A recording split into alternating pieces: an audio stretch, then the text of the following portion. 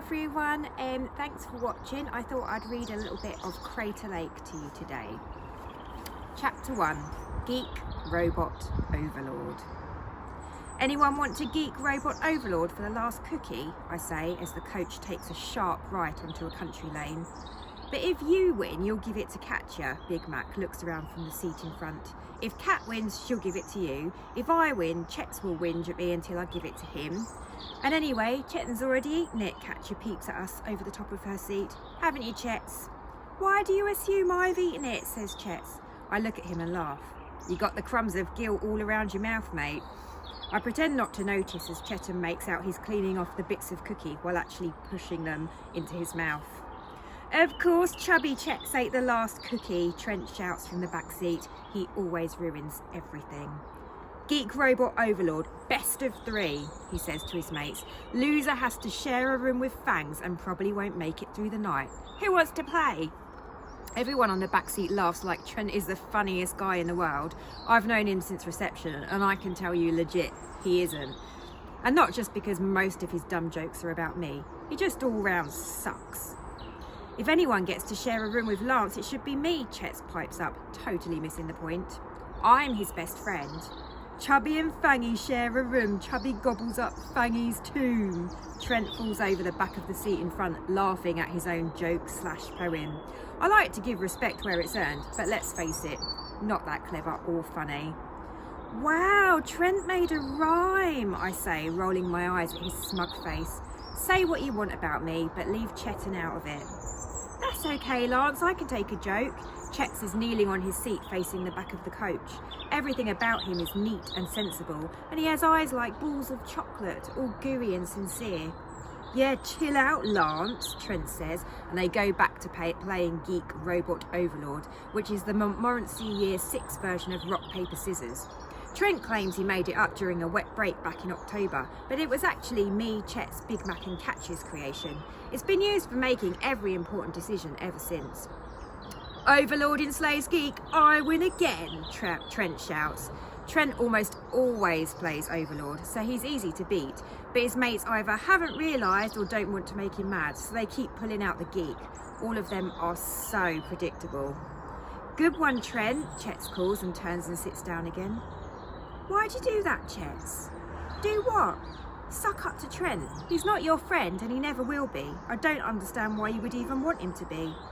Mum says he's a wonderful boy, and as we're both going to Bing Academy, it makes sense for us to stick together. There will be hundreds of people at Bing. You don't need him. Hopefully you'll go up the waiting list really fast and then you can come to Bing with me, Chet smiles at me. Mate, it's a long list. It might take ages to get in. That's what I say to Chet, but inside I know I'm never getting in. I didn't take the entrance test and I'm not on the waiting list. I can't tell Chet that though. And when you arrive, you'll have Trent and me to show you around. The clouds are extra fluffy in Chet's world. Year 6, I want everyone to quieten down and face the front. Miss Hosh, the assistant head, stands up at the front of the coach, trying not to fall as it bumps up the country road. I always think saying her name sounds like you're trying to cough up something nasty, which works because it's how she makes me feel. I'm now going to provide you with some information, she says, pronouncing the long words especially slowly and clearly for those of us who are too dumb to understand people speaking at normal speed, aka me, or so she thinks. This information is of the greatest importance for ensuring you have a safe and productive trip. Some of you, she looks at me, should be paying particular attention to the information about the rules. Damn if she says information one more time. There will be stickers presented to the children who demonstrate exemplary behaviour. She beams at Trent, Adrienne and Chet. And punishments for those who let the rest of the class down by being disruptive. I'll give you one guess who she looks at when she says that. She opens a leaflet and starts to read. Crater Lake is a new and innovative activity centre designed with the needs and safety of your children in mind to provide an unforgettable learning experience. She looks up. We're actually the first school to be trying out this centre, so we're extremely fortunate. My mum is a parent governor, Trent says, loud enough so I will hear. And she told me we're stuck going to Crater Lake because some people's scummy parents refuse to pay for the good activity centres. More laughing from the jerks in the back. The centre was built deep in rural Sussex, in a crater thought to have been formed when a meteor hit the Earth's surface hundreds of years ago, Hosh continues. A meteor from space, miss? Someone asks. Yes, of course. Where else would a meteor come from? A meaty rowing boat, Big Mac whispers from the seat in front of me, and we crack up. Miss Hosh glares at us. The deepest part of the crater is home to Crater Lake itself, as the River Wist, which used to run past the site, took a detour many years ago and now feeds into the crater. The lake is the ideal arena for many of our daring water activities, such as swimming, canoeing, and our epic game, The Last Man Standing. So sexist, Adrienne sighs. Adrienne is head girl, super smart, and looks kind of like an angry sparrow. You wouldn't mess with her. If anyone in our class is going to win a game called Last Man Standing, I'd bet everything I own that it would be Adrienne. Other outdoor activities include the climbing wall, obstacle course, and the leap of faith. I don't like the sound of that, Chet says. Chet's, I say, putting my hand on his arm for added reassurance. They're not going to let us do anything even slightly dangerous. That's true, Catcher nods. There are laws. I heard you have to jump over a ravine filled with starving crocodiles, Big Mac says. Chet looks horrified. The dormitories, chill out zone, the whole class rolls their eyes, dining hall and bathrooms are located in the main building, which is built on a rise in the crater. At this point, I start to slip into a coma. Miss Hosh always says at least 100 more things than are necessary. Do I have your attention, Lance Sparshot? She's suddenly standing right in front of my seat. Yes, miss. She leans in way too close to my face. I'm in the window seat, so Chex has to squash himself into the back of his seat to avoid any uncomfortable physical contact. Her breath smells like coffee and muddy dog. You're lucky to be on this trip.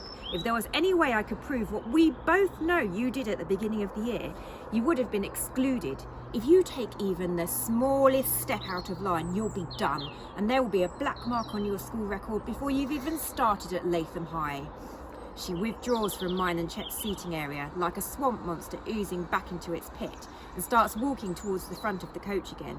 Chet's is frozen, burrowed so far into the padding of the seat that if his skin was some weird purple and blue triangular print, he'd be totally camouflaged. Bit too close for you, I say.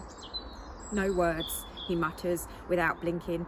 Catcher giggles and Big Max coughs to cover a snort of laughter. Something funny? Miss Hosh spins round.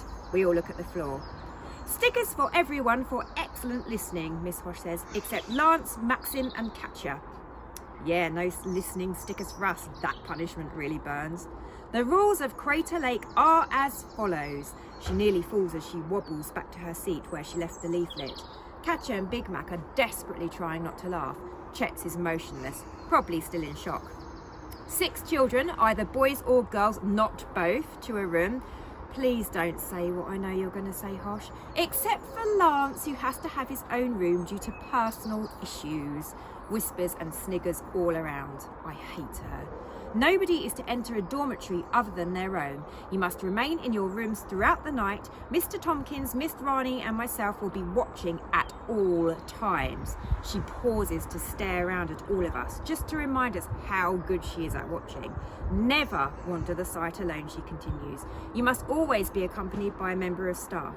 Sucking the fun right out of everything as usual. You must follow any and all instructions given to you by a member of staff. This is for your own safety. Chet nods enthusiastically. And of course, have fun. Your experience at Crater Lake is going to be one you'll remember for the rest of your lives. She smiles. I think she's waiting for us to clap or something. There's an awkward moment of silence, and then stuff gets crazy. The coach lurches at the same time as the driver shouts and the brakes screech. We all fall forward, smacking our heads on the seats in front. Miss Hosh stacks it full force and rolls around on the floor. Bags, books and sandwiches fly through the air, landing in sticky piles. Atol's unicorn pillow gets covered in mayonnaise. One of Jordan's limited edition WWE wrestling cards flies out of an open window and flutters away to freedom. May the force be with you, John Cena. I call as it disappears into the trees.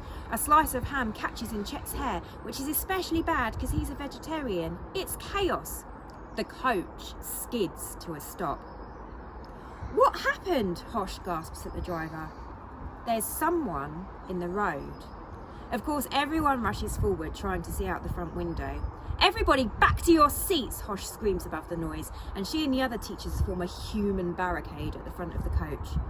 I'll call an ambulance, the driver says, grabbing his mobile and stabbing at the buttons. It's one of those old-fashioned ones with a touchscreen you hardly see anymore. Has anyone got a signal? I have no signal. The teachers all check their phones and shake their heads. Why do we need an ambulance? Chet says. Nobody seems hurt. I don't think it's for us, I say, angling my head as far out of the crack of open window as I can. I think it's for whoever's outside. All I can see is empty road and nothing but trees for miles around. I press my face to the glass again, so hot it almost burns my skin, at the same time as a bloody hand thumps against the window from the other side. So that is chapter 1 of Crater Lake. Thank you very much for listening.